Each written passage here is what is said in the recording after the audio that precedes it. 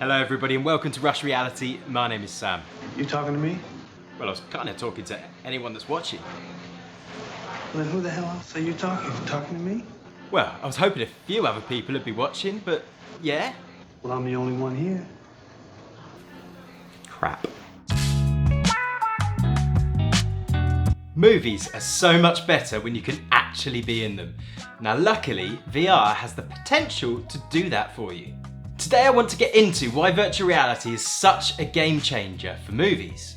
I want to talk about the challenges, I want to talk about what producers need to do to get it right, and I want to give you my recommendation for the best thing you can go and watch right now in virtual reality. So why is this so awesome? Well, what if you could go and watch your favourite movie continuously, and every time you watched it you would see something different? That sounds fantastic. That is actually the case with VR movies because you're turning your head independent to what is going on the screen. That gives us the potential for narrative interactivity, not just passive viewing. You could choose which character's reactions to focus on in a scene, each time seeing how a different person reacts to a certain event. Just think how much more terrifying a horror movie full of jump scares would be if you felt like you were actually there with the characters. And think of the challenges that current cinema has to try and convey tension in a scene. Just imagine an interrogation scene in virtual reality where you're sat next to the criminal. Every time he's asked a question, you can assess the way he reacts. We even have the potential to use positional audio to make it feel like you're there. It even gives the potential for producers to place Easter eggs around the scene for really vigilant eye viewers to spot. And viewing anything on a headset holds your attention so much better than on a TV screen. It removes the ability for things to distract you like your phone or the world around you. The potential is enormous and we have the technology we need to hand right now, but there's only a few people utilising it yet. It really feels like we're at the start of something massive. I think that this could be the next big boom in media. But that being said, lots of the current VR movie creators just fall short for me. There's a few things that I think you just need to get right.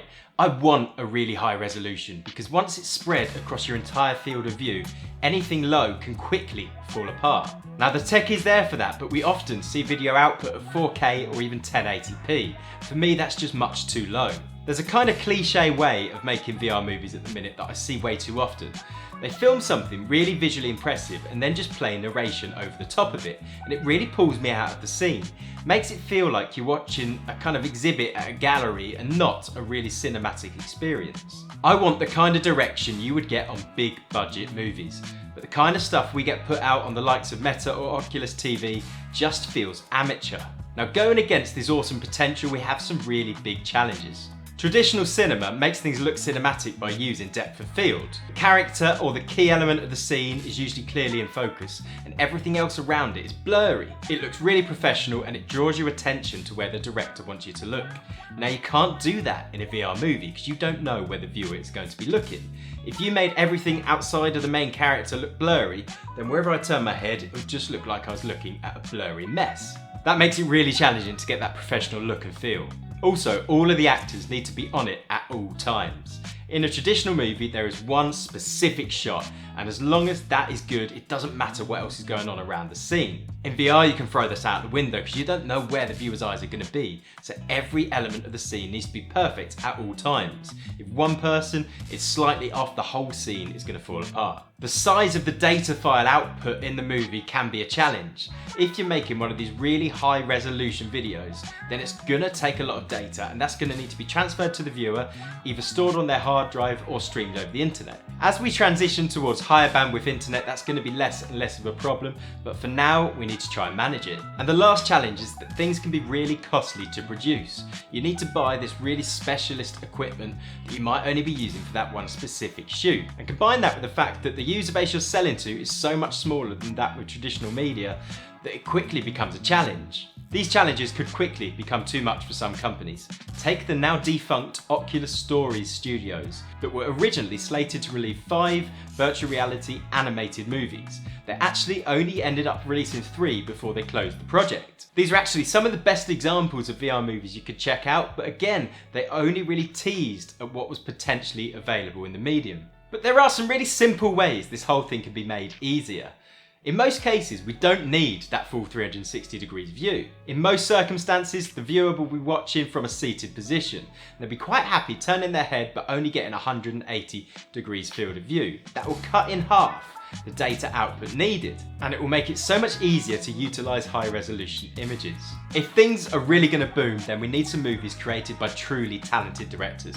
I'm talking the likes of Spielberg, Scott, Nolan, really big names, people who know what they're doing, need to get hold of this technology. The cost to produce will come down over time, and most of it will be one big outlay for that first production.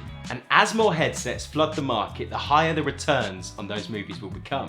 And you know what? Some people have already started making some truly incredible content. My biggest recommendation is that you go and check out The Soloist. The Soloist stars Alex Honnold. Now you'll know Alex if you've seen the awesome Netflix documentary Free Solo. He's a free climber that takes on some of the world's toughest rock climbing challenges, and he does so without a rope and without a harness. It's some truly terrifying stuff. In The Soloist, we join Alex as he climbs some of the toughest locations across the US and Europe. It comes in 2 parts, both are about 30 minutes long, and you can watch it free of charge. You absolutely have to check this out. The reason why I think this one stands out from the rest is you will see some really good visuals. The resolution is fantastic. And they really put it together well. It doesn't feel like that kind of exhibit style viewing I was talking about earlier. There's little scenes in between where they're planning the routes and talking about what's going to happen, and it really feels like you're sat there with the team. You get some really incredible immersion. This is one of the occasions where those 360 degree views really do pay off, because actually you're atop that mountain, you can turn your head and look all around you and see these amazing sights. It is so worthwhile doing. A couple of tips: if you're going to watch it on a Meta headset, then once the video starts playing, check on the quality button on the bottom right hand corner and turn it on to best. If you're struggling for playback, then turn on media caching and save it to your library. Then you'll get a really smooth experience and you will be blown away by the quality. So I'm going to leave you there. What do you think? Do you think VR movies have the potential to change cinema forever? Let me know in the comments below. I'd love to catch you on the next one. Thank you very much. Goodbye.